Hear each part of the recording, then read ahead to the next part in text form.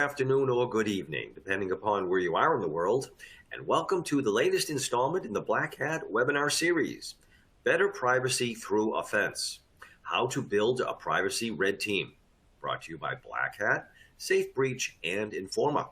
I'm Steve Paul with Black Hat. I'm your moderator today. We have just a few announcements before we begin. This webinar is designed to be interactive between you and our presenters, and later in the program, we'll ask for your feedback. We strongly encourage participation and are happy to take your questions and comments. You can participate in our Q&A session by asking questions at any time. Just type them into the Ask a Question text box on the bottom left of our console. We'll answer as many questions as time permits after the presentation. Slides will advance automatically throughout the event, and PDF copies of our presentations can be found in the resource box. At this time, we recommend you disable your pop-up blockers. And if you're experiencing any technical problems, please visit our webinar help guide by clicking on the Help ? Icon on the bottom right of our console. If slides are not advancing, please press the F5 key on your keyboard to refresh your browser. And now on to our presentation, Better Privacy Through Offense, How to Build a Privacy Red Team. Discussing today's topic will be Scott Tanalia, Engineering Manager with Meta, and then we'll hear from our sponsor presenter, Kostag Japtop, or KJ, Product Marketing Director with Safe Breach. First, we'll hear from Scott. Thanks, Steve. Hi, everybody. As Steve said, my name is Scott Tanalia. I'm a Privacy Engineering Manager at Meta, and one of the teams I support is called the Privacy Red Team, which coincidentally enough is the topic we're here to discuss. But before we do that, I'm going to start off by making the case more generally for offensive privacy, then dive into some of the differences between security and privacy red teams, talk about what we did at Meta to build a privacy red team, give you some ideas for operations you might want to perform if you're thinking about standing up a team like this, and then wrap up with some final thoughts. Now, before we do all that, one of the things I want to do is level set on what this talk is and is not about. So first and foremost, what we're trying to do here is start a conversation about offensive privacy. I've talked to a number of different people who either have started or are thinking about starting in a privacy red team, and I think it's time we elevate this conversation to more of a community-wide conversation. So if you're part of an organization that currently has an internal security red team, then maybe this talk is a blueprint for how to create an internal privacy red team. If you currently contract external red team services, this might be another type of assessment that you want to request. If you're an organization that offers red team services, well, this talk might be a blueprint for how to create a new service offering. But all in all, what I'm really trying to do here is give you an understanding of why I think privacy red teaming fits in a holistic privacy program. What I'm definitely not going to do in this talk is try and pitch or sell you anything. I'm also not going to talk about any other aspect of Meta besides privacy red teaming. And throughout the talk, you hear me say things like privacy this or security that. That just, I understand these are overlapping fields. It's just easier if I don't have to keep caveating everything I say. So don't think of it as anything in absolute terms here. And finally, circling back to my first point, this is really supposed to be a conversation. So you might disagree or agree in part or in whole with what I'm going to say, and that's totally fine. The point of a conversation is to get some feedback and really keep it going. So this is not the final word on the topic. Okay, jumping right in.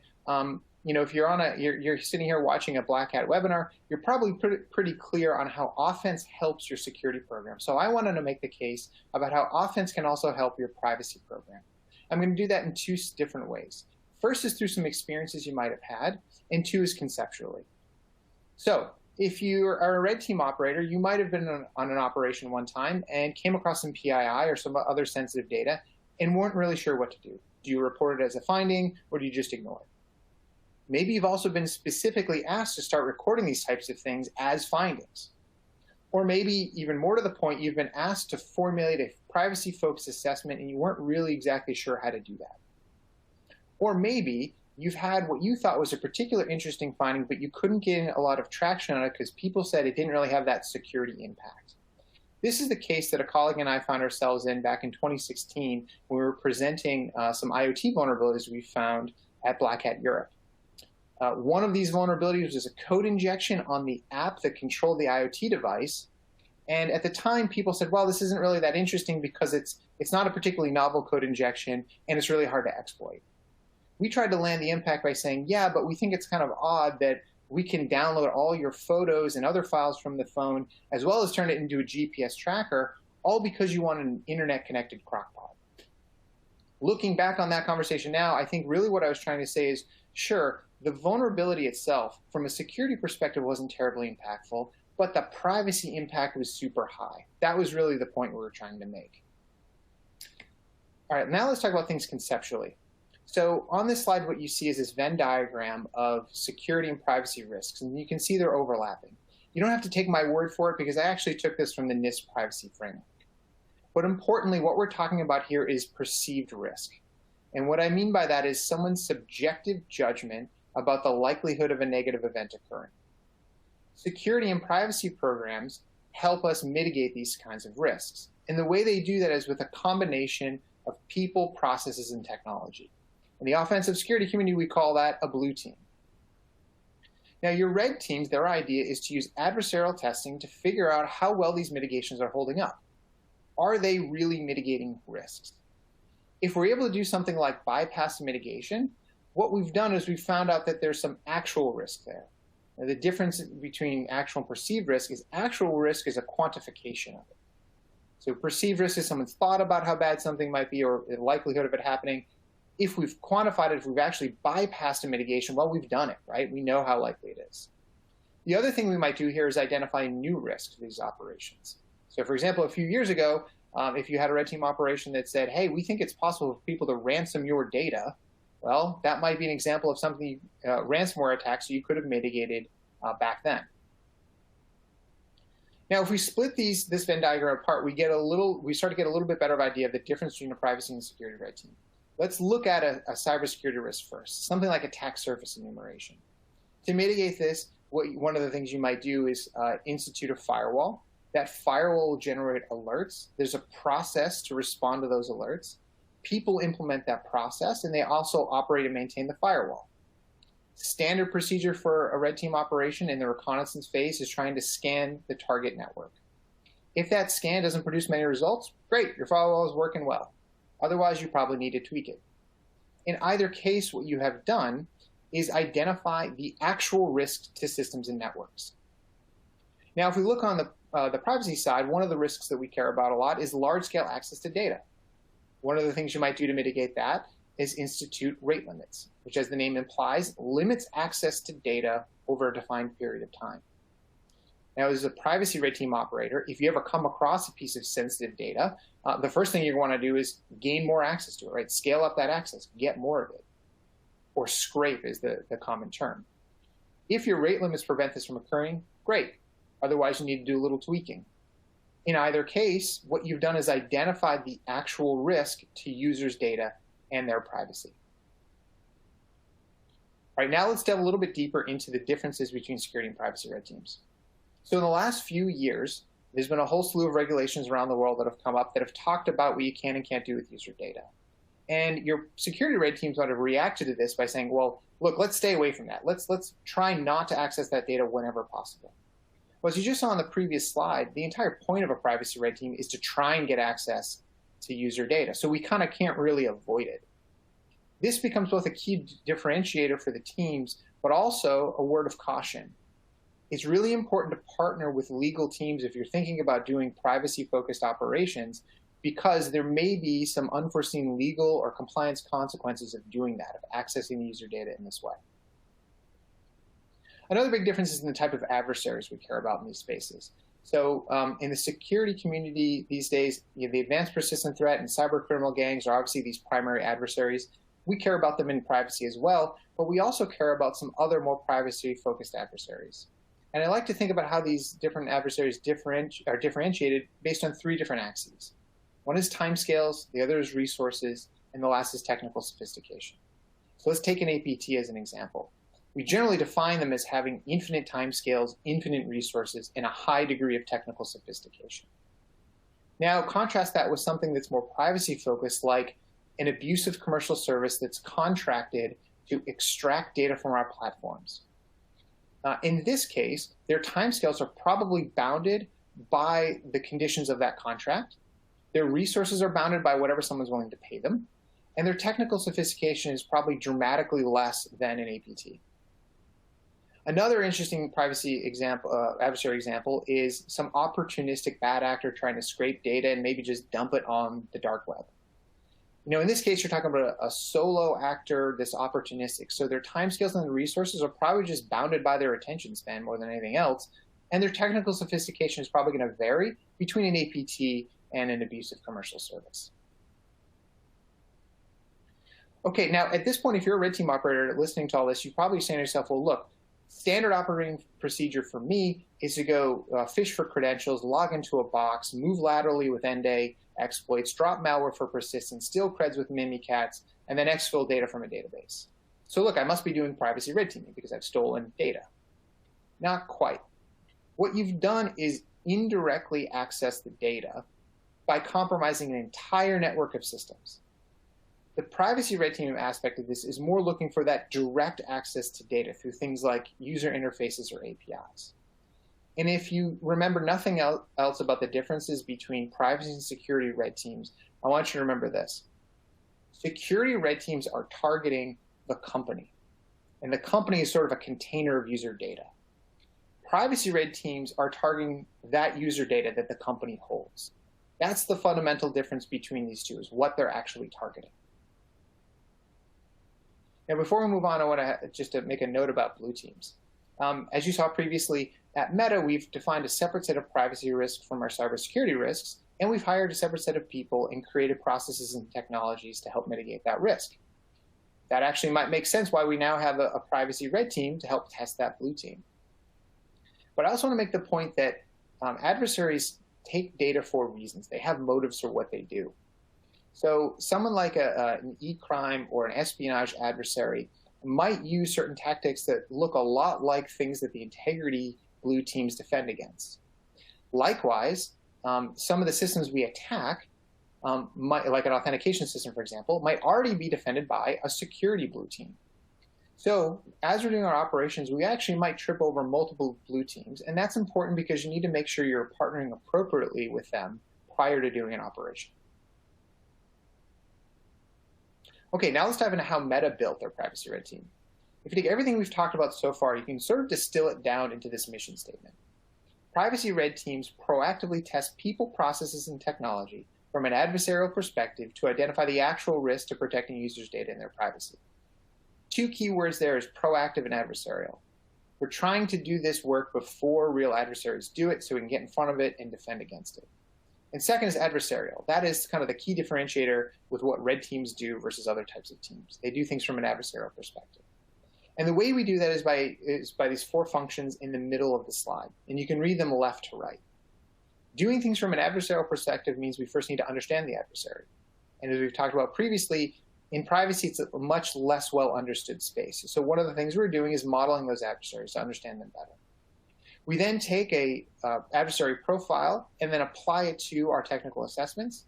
Those assessments generate findings, some of which are specific privacy weaknesses that we think are important to memorialize in some sort of a catalog so that we can help educate and inform our engineering staffs in the future. The key products and services we use to implement these functions I'm going to go over in more depth in subsequent slides, but I just want to do a quick mapping here so you understand where they fit. Top left, we have the privacy attack framework. That is what we're doing for privacy adversary modeling. The privacy weaknesses taxonomy is our privacy weaknesses cataloging effort. That middle column are the different types of technical assessments we perform. And on the right are all the different ways that we're trying to educate and inform. And before we dive into the specifics of some of those things, I do want to spend a little bit of time talking about how we built this team, the composition of it. I think a lot of people think of privacy as this thing that just does these risk assessments. And while that's true, and privacy risk assessments are a vitally important part of any privacy program, it is not what we do on a red team. We actually do technical assessments. So privacy red team operators are actually privacy engineers with three specific characteristics. First and foremost, we're looking for people who can think like the adversary, because that's what they're going to do is emulate the adversary. Second is they need to have a good offensive security skill set under their belt. And that's mainly for two reasons. One is we attack a lot of the same platforms as the security folks do, like web and mobile. So understanding how to use those tool sets and apply them effectively is important. But there's another reason. If you imagine a offensive security person who has a really good understanding of Linux or Windows internals, and they have that great knowledge base, and they've built a skill set for how to manipulate those operating systems, they have both that knowledge and that skill set. Well, we're not attacking Windows or Linux. That's the system view of the world. So we don't really care about the knowledge, but that skill set is really what we want to capture and utilize. Because the operating systems that we operate on are our platforms: Facebook, Instagram, WhatsApp, etc. So we can give you the knowledge about those platforms, and then we want you to apply your skill set on top of it. And finally, this privacy as a technical field has not really existed for long enough to have 5 years experience doing this. So really what we're looking for are people with good privacy instincts. And we mean people that care about privacy and really have good instincts around what good privacy means. So you can imagine we're going to recruit from these 4 disciplines that are on the slide here. And what we're trying to do is attack any problem from 2 angles. One is that white box angle, so looking at maybe code and other system internals, which vulnerability researchers and AppSec engineers tend to be pretty good at. And then also looking at it externally. So poking and prodding systems and processes, which is what red team operators and pen testers are also pretty good at. If we do this effectively, we create this nice blended gray box approach. And before we move on, I think there's a couple other types of folks that I want to mention that are really important to partner with, and that's legal, risk, and policy. But for us at Meta, those partnerships are facilitated very well such that we don't need them as actual members of the team. We can partner with them very well without doing that. And I bring this up because maybe your organization is a bit different, and you say, hey, in order to get that partnership, I need to have a lawyer on the team. I want to make sure it's really clear. I'm not saying that's wrong. If that's how you got to do it, that's fine. It's just not how we've done it. All right, now let's talk a bit about privacy weaknesses. So these are the actual things that we're looking for in an operation. So they could be the faults, flaws, errors, and code that we're actually looking for. And you might say to yourself, well, wait, aren't these things security vulnerabilities? Isn't that what you're describing? And the answer is maybe. We don't know. We're trying to figure that out. We're trying to figure out what the relationship is between a security vulnerability and a privacy weakness. Are they completely distinct things? Are they in some way overlapping, or is one a subset of the other? And this is important not just because it's what we're looking for, but it also starts to constitute the language by which we transmit our findings. So when we talk to a product team or engineering team about what we found, the impact of it, how to identify it in code, and how to prevent it in the future, this becomes really important.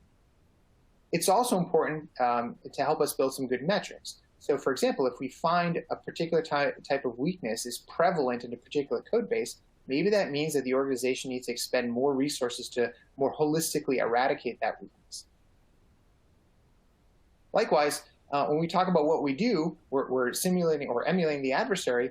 That means we need to understand the tactics, techniques, and procedures they're using. Now, in the security world, there's this MITRE attack framework that people use for this, and we've tried to create something similar, but in a different way. MITRE took a whole bunch of reports of adversary activity and then distilled them down in individual TTPs. Like I said before, the adversarial space and privacy is less well known, so we've taken a more of a bottoms-up approach. When we do an operation, we say, okay, this is the type of adversary we want to emulate, these are what their objectives would be, and then whatever TTPs we use to achieve those objectives, we then associate with that type of actor. Hopefully in the future, we can actually validate this approach with real adversary reports. But for now, we're kind of doing it bottoms-up. And the goal here is not just for us to be able to more effectively emulate adversary activity. It's also to help our blue teams build effective detection and prevention methodologies or defenses against these specific TTPs. All right, now let's cover the different types of technical assessments we perform. And again, we take a page out of the security playbook here. So the first type of operation we have, we call them privacy adversary emulations. These are really your traditional red team style operations, right? So they're objective, campaign-based, could take multiple months to do, and they're very wide in scope. We try and put as few limits on what the team is doing in these cases as possible, so they can span products and services and features, kind of have free reign, do whatever they want, because the idea is to really test and figure out what the organization's resilience is to a particular kind of adversary.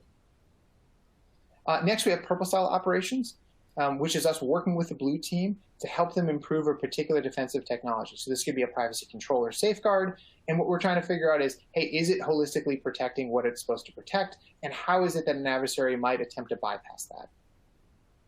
And finally, we have what is our version of a penetration test, which we call product compromise tests. This is, again, focusing very specifically on a product, service, or feature and how we break it. But for us, breaking it is a little bit different than you do it in the security context. So here, what we're talking about is either trying to find all of the weaknesses, which is akin to finding all the vulnerabilities, which is yet another reason why the taxonomy is important, or it's our version of gaining root. So gaining root in our context might be figuring out how to extract all the types of data and all of the data from something. So take an API for an example.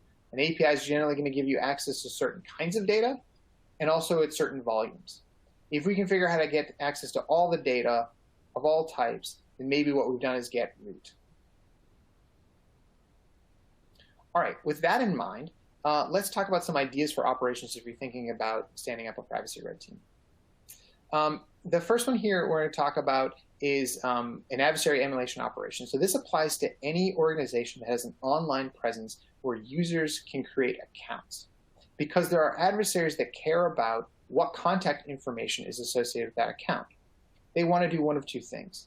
Either they have a set of contact information, like let's say email addresses, and they want to figure out what accounts on your system are associated with those email addresses, or they want to do the opposite. They might have a set of account names, they know who they belong to, but they want to know the email addresses associated with it. In either case, what they're going to do is they're going to look at the functionality of your system that they can either input contact information or that output contact information. They're going to try and string them together in sort of a chained exploit fashion to achieve their objectives. Now, if you look at the types of functionality we're talking about here, you can see that some of them are probably already defended by the security blue teams, like an authentication system. So probably want to partner with them and make sure they're aware of what's going on. Also, if you look at these different pieces of functionality, they're pretty readily accessible to anybody with a web browser. So it's likely that the sophistication level is pretty low here of the adversary, and someone without a lot of time or a lot of resources might actually be effective in this case. In the interest of time, I'm actually going to skip the next two examples, but they will be in the slides that are distributed here. I'm going to skip to talking about findings and some of the differences between security and privacy findings. So a security finding might be something like a vulnerability, right? And you say, hey, I found this vulnerability, like cross-site scripting. But when you present that to an engineering team, they're going to say, oh, I totally understand what that means. I understand the impact of it. I understand why it's bad, and I know how to fix it. Right? Well, in the privacy case, our findings are much more subjective because the very notion of a finding can be impacted by multiple things. First and foremost, your organization operates in a particular geographic area of the world which has specific legal and regulatory requirements that apply. So that might actually influence what a finding is. Also, an organization's own statements about how they are protecting users' privacy might influence what a finding is. And lastly, even if something that a privacy red team finds complies with all legal and regulatory obligations and is consistent with an organization's statements about how they're protecting privacy, that red team operator might say, hey, look, as a user of this platform, this still does not meet my expectations of privacy. Therefore, I consider this to be a finding.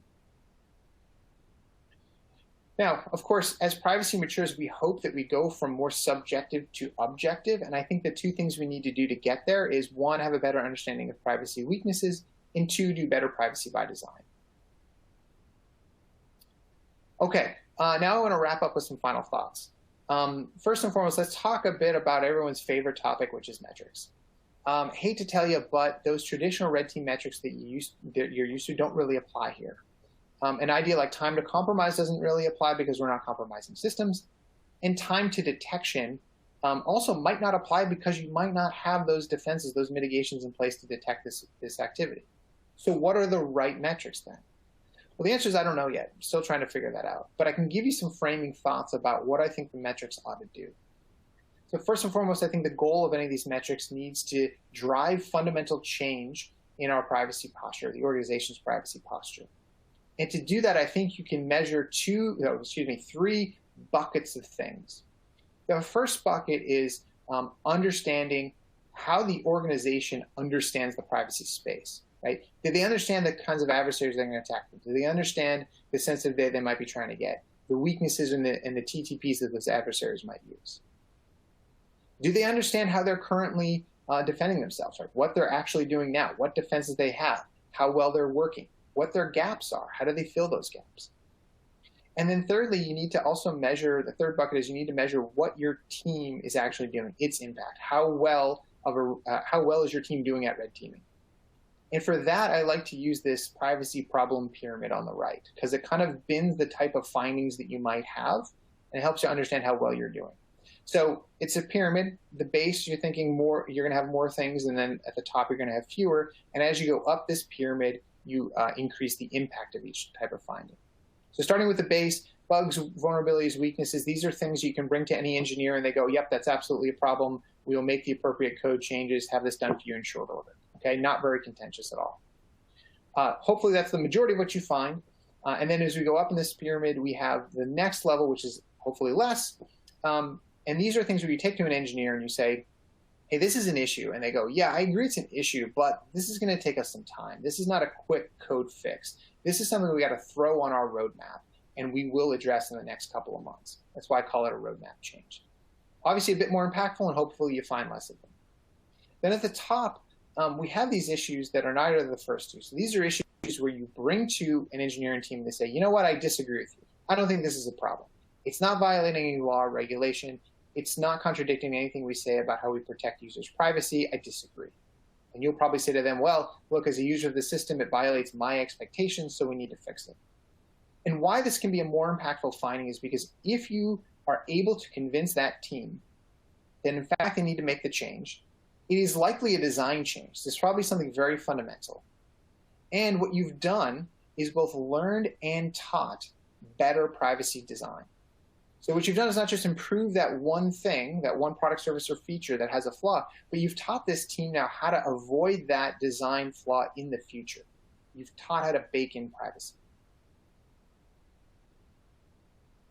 Okay, final thoughts here I want to talk about is just some lesson learned over the past couple of years of trying to do this. First is the difference between compliance and assurance. So I've given this concept as a talk both internally and externally to the company, and interestingly, I've gotten the same question across the board.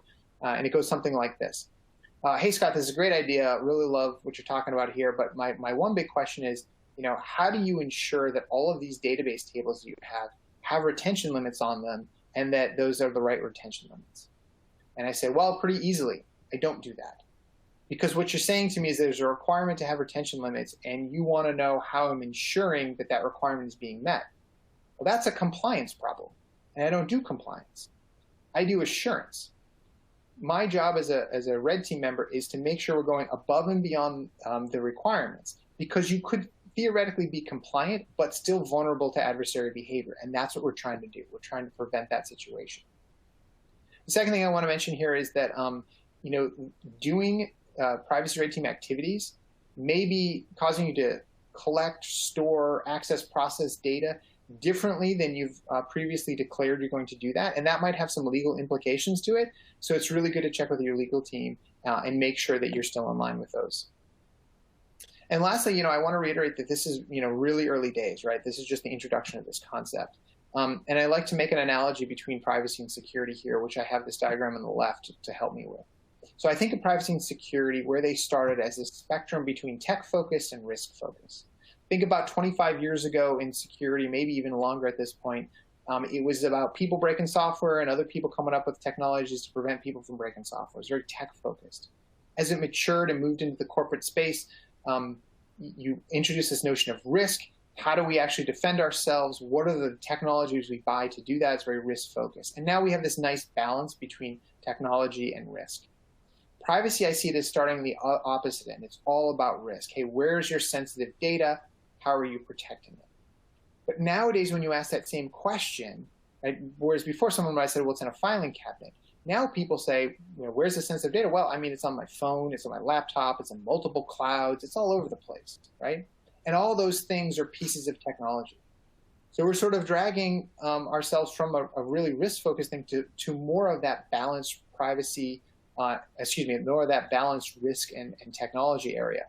And I think that as we do that, we introduce more of this technology, you're going to see more clearly why offensive privacy is really fundamentally part of a holistic privacy program. And maybe even in a few years, we're going to be kind of laughing about how this was ever even a question. And with that, I want to thank you for your time. And as I said at the beginning, I really intend this to be a conversation. So whether you agreed or disagreed with what I said today, I'd love your comments and feedback, and I hope to keep the conversation going. Thank you for your time. Okay, well, thank you, Scott. Excellent presentation. Next, we're going to hear from Kostab Jagtap, or KJ, Product Marketing Director with SafeBreach. We're going to hold our questions until after KJ's presentation. And so stay around, and well, over to you, KJ. Thank you so much. And Scott, that was a really amazing presentation that you just gave. So good afternoon, good morning, everyone. I just wanted to thank everyone for taking the time to attend this interactive session. And again, focusing on red team and privacy and offensive security. So in essence, today's presentation, we're talking about red teaming, and every enterprise SOC seeks the ability to run real world attack scenarios that matter to their organization. But as everyone knows, red teaming exercises can be typically resource intensive, they can be expensive, and oftentimes difficult to operationalize. And through this presentation, I'm going to try and suggest 5 recommendations that SafeBreach has come up with for building a scalable red team, and how our platform, including our SafeBreach Studio capability, can quickly help you achieve that. Again, as Steve mentioned, I'm Kostab Jagtap, or KJ. I'm the Director of Product Marketing at SafeBreach. So before we get started into the presentation, who is SafeBreach? How did we even get here? So a quick note about us. Our company was founded when 2 bright minds, our founders, our CEO and CTO, one of them was a CISO, and one of them was actually a red teamer. They connected over the various ways to validate or test an enterprise's deployed security controls at scale, and how best to actually use offensive security to achieve those goals. Today, as a result of that, the SafeBreach platform was born. And today we are working with some of the largest organizations in the world, and basically help them answer several questions, which typically start with the business. And what are these questions that help CISOs, SOC managers, executives, everyone in the security organization, or even the CEO, CIO for that matter, they seek answers to from the CISO? Typically questions are, what is our level of risk? Are we protected against ABC emerging threat? What are our priorities, security priorities, and how can we reduce the costs, or how can we, what is the cost to reduce risk? Fundamentally, these are those questions whose answers will allow an organization to function properly. And as part of our process, we've been working with various teams in the security organizations, including everyone right from the security executives to the analysts and the SOC managers in the SOC, to help organizations answer some of these questions and help them secure their posture against today's changing and evolving threat landscape. So as part of that, we had recently commissioned ESG Enterprise Security Group to conduct a survey about our organizational security posture and security operations and their overall effectiveness. And one of these things stood out, and that's the thing that we've shared. On one hand, enterprises, the executives who make decisions, they do understand that red team exercises are effective and they're necessary to help organizations prepare themselves for today and tomorrow's threats by measuring preparedness, helping identify critical vulnerabilities and gaps, and making the security response overall more agile and more effective. But on the other hand, one of the biggest things we've consistently hear over and over again is how difficult it is to actually scale these exercises and effectively communicate the impact of these exercises to all the key stakeholders. Nowadays, or sometimes what might end up happening is when you say, hey, I want to run red team exercises, everyone just starts shuddering because they don't know what impact it would actually have on the business, or would I have to stop doing whatever I'm doing? So those are some of the things that people are consistently worrying about, even though they acknowledge that red teaming is an effective way of keeping the organization safe and preparing against the ever-evolving threat landscape. Because as everyone knows, red teaming is supposed to make an impact in the organization and help make the security operations team and the overall process more effective and more efficient. So, basically, security teams, when they are faced with red teaming, they keep getting asked these questions consistently when they're faced with the prospect of red teaming. Are we doing enough to protect the organization effectively? And are we making significant impact on the organizational security posture? They're trying to find out, decision makers are trying to find out, are we testing for the right threats? What are the impact of these threats on our organization? What is the likelihood that this threat would actually impact our organization? And what is the overall motive for the attacker to attack us? Say I'm in a financial space. I stand to lose a lot of money and compliance regulations because I might give out sensitive information that can cause losses for myself or my customers. And then the next one that people are oftentimes focused on is, are we testing for enough threats? It's not appropriate to just test for one or two threats. When things keep changing, your priorities change, and it's necessary for testing your organizational posture against a wide variety of threats. And can the red team actually keep up with the pace of this change over time? Our infrastructure might evolve. Can the red team actually run exercises that cover the entire spectrum of that? And then how often do we have to run it? And how often should I pull resources? And where are resources coming from? The last two ones here, are we drawing the right conclusions and are we acting on results? Those focus essentially on the key stakeholders. That you have the security analysts, security managers, SOC managers on one side, and then you have the security executives. What are they doing with this data? Is the data being presented to them in a actionable format that they can actually take that and make appropriate decisions that need to be made? Like, are we able to change our spending because we found these gaps? Or are we acting upon the results that have I tuned my process? Have I made it more effective? These are some of the questions that SOC managers, security analysts, everyone from a practitioner to a CISO is consistently thinking about. So based on this conversation and based on our experience in the breach attack simulation space and security control validation space, we've come up with 5 recommendations for being able to scale a red team. And we'll just kind of quickly go through them in brief detail. So the first one is goals. Now, it's very critical to map out what is the overall goal of the red team exercises and which threats / threat scenarios will help the red team achieve its defined goals. It is also important to remember that red teaming is not one size fits all. So if I'm a pharma company, if I run a particular red teaming exercise against particular threats, it's not necessary that might be the same thing against a IT company, or that might be the same for a financial or any other company. Each vertical will have their own goals by which they determine the impact of a particular threat on their organization and their overall business risk. It is important to understand which threats can pose a serious challenge for the business.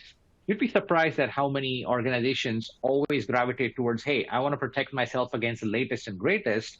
And they do that, but they forget that there are existing vulnerabilities, there are existing gaps in their organization that attackers, who are creatures of habit, oftentimes go and exploit. Like, for example, Log4j. People are worried about something else that might be coming up, but they might still have Log4j or vulnerability sitting on their network devices or endpoint devices that a threat actor can easily exploit. So the goal overall is to identify what is it that can cause us the maximum damage, and what and how do we test against that.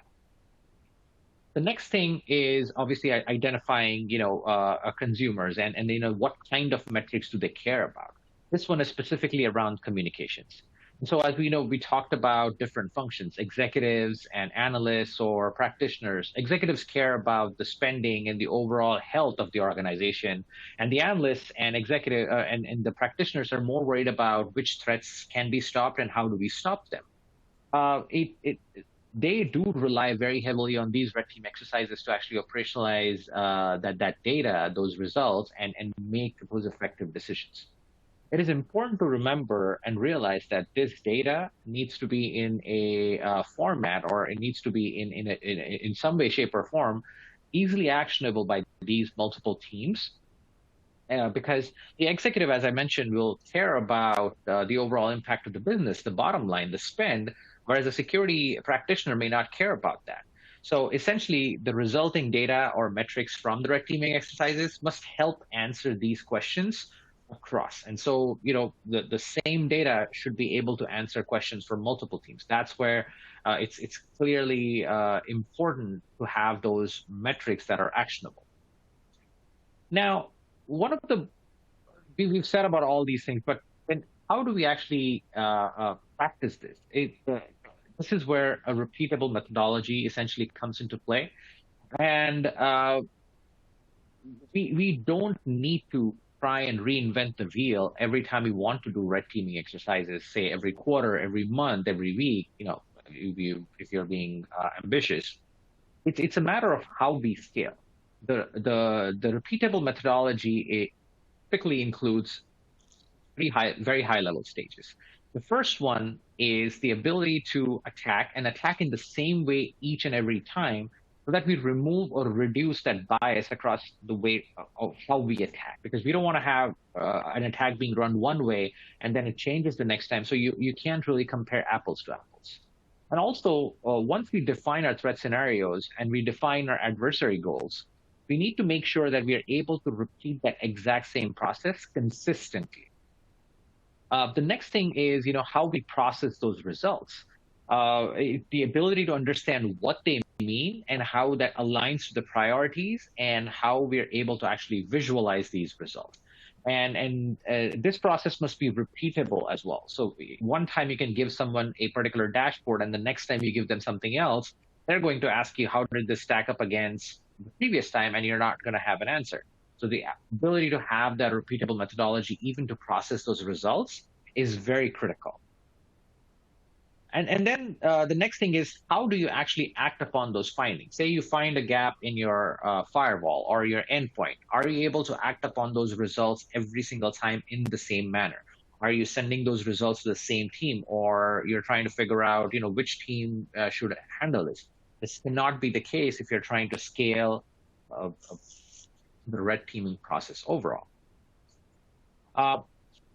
One of the critical, most important things is obviously ecosystem, because we can make all the analysis and we can make all the data available, but we need to understand what is the context across the entire organization. And here we realize that in modern SOCs, we are getting into an ecosystem that is very elaborate, with a lot of security tools and a lot of stakeholders. It is important to understand that your overall security ecosystem, what is that, and what impact can the red team have on that? You don't want to have the red teaming exercises have a lot of impact on one area and then completely ignore the next. So quickly, starting from the left, you have your selection of threats. If you have a threat intelligence program in-house, the ability to consume that information or from anywhere else, MITRE ATT&CK, should align with the business goals of the organization. You need to understand, why are we using this particular threat? What could it cause impact on? After the attacks have run, the ability to contextualize this information, say by adding information about the vulnerabilities or other data prevention logs or SIMs, that will actually help you identify and analyze your overall risk posture. It'll help you understand, how do I prioritize these vulnerabilities? Which ones do I fix first? And that, at the end of the day, all the analysis doesn't make any sense if you're not able to take action on it. So the results that come out of this analysis should be actionable, that you can actually send it off to a SIM or SOAR or whatever XDR, EDR platform, or even a workflow management tool like Jira or ServiceNow, to be able to actually take action on those. And lastly, it's the most critical part is automation. Automation is the key to achieving scalability, because once you've implemented a use case, a threat scenario, a risk scenario, we are able to iterate that for the next go, such that in a way that as our needs change, we can scale it accordingly. This saves a lot of manual work of actually testing. And because of these time savings, you can actually leverage those resources elsewhere to protect your organization. The last two things, typically the alignment and consistency, they focus again around the stakeholders and communicating the data to them. That automating reports, the results that you get from them, are they aligning with our business goals? Can our business decision makers or even security decision makers consistently review the results and make the right choices? This is where, and then this is, I promise this is my last slide. This is where, SafeBreach platform and the SafeBreach Studio comes in. As I mentioned, we are the industry leading breach and attack simulation tool. And we do have this new capability that allows you to run red teaming exercises at scale. And we are the industry's first no-code, low-code platform for red teaming, offering you the most ability to customize it right from the attack code level for your most experienced red teamers, who are going to complete newbies, where you can actually go ahead and use a graphical user interface to customize and create attacks with logic that you choose. If you're interested in learning more, please feel free to visit our website and get to learn more. And that's it. Thank you very much. Okay, well, nice job also, Kostab. Thank you very much, KJ, for excellent presentation. We're going to go to our audience Q&A now.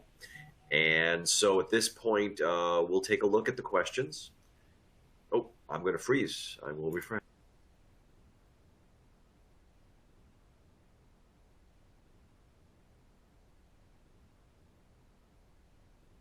Hey there again. Hopefully you can see me. Okay, so my apologies, frozen camera. But excellent job with the presentation. Now we'll segue into our audience Q&A. We do have a number of good questions. Also want to remind our audience to please take a look at our feedback survey and PDF of the presentations if you'd like to access those again.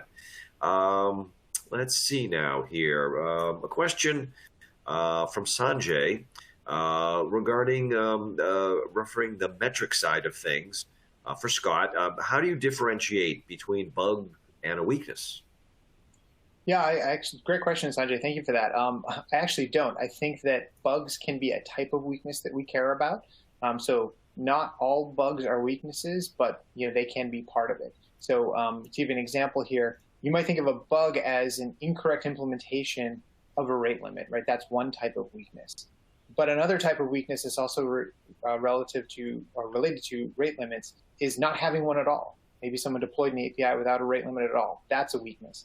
Deploying an API with a rate limit that's easily bypassed, that's more of a bug, an implementation bug that we need to fix, but it's also a type of weakness. So I just think bugs are types of weaknesses. Okay, thank you very much. Let's see, Kostab, I think that Sanjay kind of disagrees with one of your points.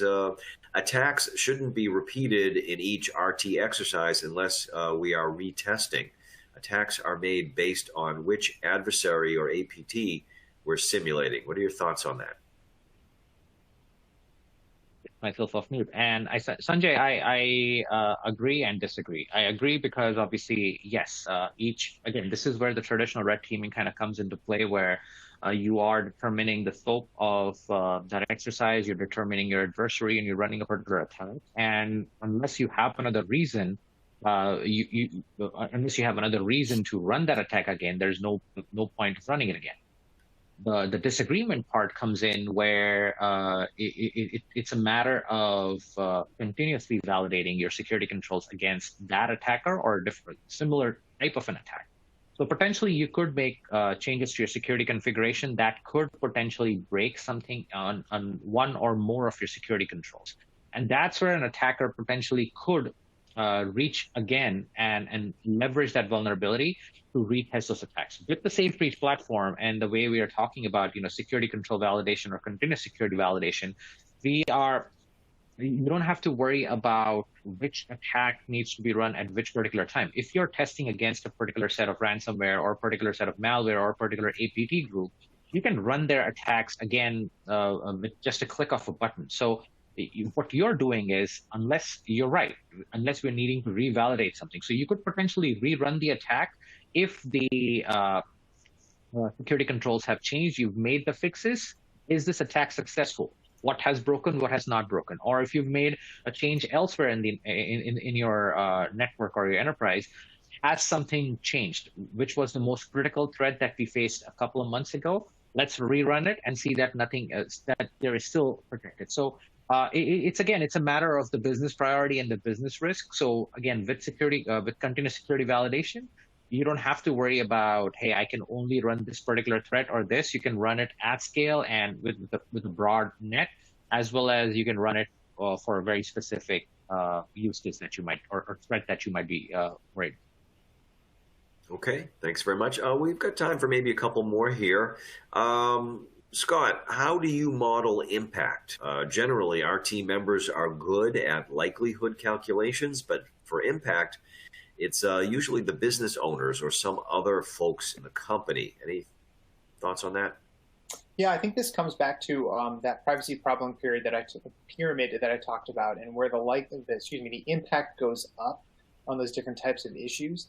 And internally, I think this is something that maybe is a little bit different than some other red teams, where we don't just find the issues, but we really trying to help drive to the solution. So saying that there's this problem, that's good, it's identified, but one of the things we stress is actually helping to drive a resolution to that issue. And that's where those conversations between us and the engineering teams come about, and we get either the roadmap issues, which are more impactful than the lowest category, and then those design issues, which tend to be the really, really high impact ones, because they are those fundamental changes to our privacy posture, and then they have those long-term results of actually teaching our engineers how to do better privacy by design. So that's kind of how we do it. Okay, great. Miranda has a question here. How do you keep the security and privacy red teams from duplicating work or stepping on each other's toes with potentially overlapping test scopes? Yeah, so one of the first things I did when I got to Meta and I started helping to build out this concept was make a great relationship between the security red teams and what I was doing. So we actually have a great partnership. Sometimes we do joint operations. And if you think about how I did that split, I talked about that split between the scope of security and privacy, one being attacking the systems and the other being targeting the data. We can actually do these joint operations where one side can really focus on the security side, maybe gaining access, through systems, and then the privacy side we can focus on, okay, what happens with that access? So classic example of this might be you could do an operation that for us, we might be insider threat focused, right? We're mimicking sort of an insider, but that same type of operation can have the same effect, because what is the difference between an insider or an outsider with insider access, right? So we can actually do some of these sort of joint operations where we don't step on each other's toes, we negotiate what the scope is, and we actually achieve a much broader set of objectives that test the mitigations on both the security and privacy side. So the TLDR to your answer is we have a great partnership with our security red teams, and it's really helped us facilitate a lot of these joint operations. Okay, great. Thank you. Let's see, maybe one more. So Lane is asking if you're aware that he thinks most security breaches come from the DoD, specifically even Lockheed Global Surveillance. Any comments on that? None from me. Gotcha. Okay. None from me either. I mean, the only other thing that I could say for that is if from the Lockheed Global Alliance, is it? If they Lockheed Global Surveillance, if those breaches are happening and if they do end up reporting to CISA or FBI, then they will issue FBI PIN alerts or US CERT alerts that we do provide coverage for in under 24 hours. So that's one way of validating against these threats. That's the first time I've heard. Great. All right, thank you. Scott, here, one more wanting to know, do you also prepare attack paths? This may enable which weakness in the attack path makes sense to mitigate, remedy, versus fixing everything? Yeah, so we haven't spent as much time focusing on attack paths yet, and I think the reason for that is the maturity of the program overall, right? We're kind of formulating this concept and really driving the evolution of it. And I think in very specific instances, we have done some of this attack path analysis, but not as holistically as I think we'd like to do in the future. So very good point. And I think, as I said before, I want this to be a conversation. I think that's a great thing to keep talking about. So thank you for bringing it up, Sanjay. Great. I did want to add something to it. In terms of, this is where, understanding your overall ecosystem for running any sort of red team exercises comes into play, and adding that context from your vulnerability management systems to basically identify where those vulnerabilities are. So you could potentially have a CVSS 10 vulnerability that is sitting behind 10 layers of security, or you could potentially have a level 3 vulnerability that's sitting on somebody's laptop, my laptop, for that example, that can be easily exploited. So it again all depends on where the context is, or as Scott was mentioning, once you do that attack path analysis, which are the most probable ways an attacker can get in. It doesn't matter what the level of the vulnerability is, but understanding where that vulnerability lies in your network segment is a very critical way of doing effective red teaming exercises. Okay, well, thank you, gentlemen. Unfortunately, that is going to be all the time we have for this session. I want to remind our audience again, if you could please fill out the feedback form, our survey. We'd like to hear what you thought of our session here. And thank you all for attending today's Black Hat webinar, Better Privacy Through Offense, How to Build a Privacy Red Team, brought to you by Black Hat, Safe Breach, and Informa. Shortly after this live event, we'll send you an email so you can access this presentation on demand. And on behalf of our guests, Scott Tanalia, Engineering Manager with Meta, and our sponsor presenter, Kostub Jagtev, Product Marketing Director with Safe Breach, we want to thank you for your time and have a great day.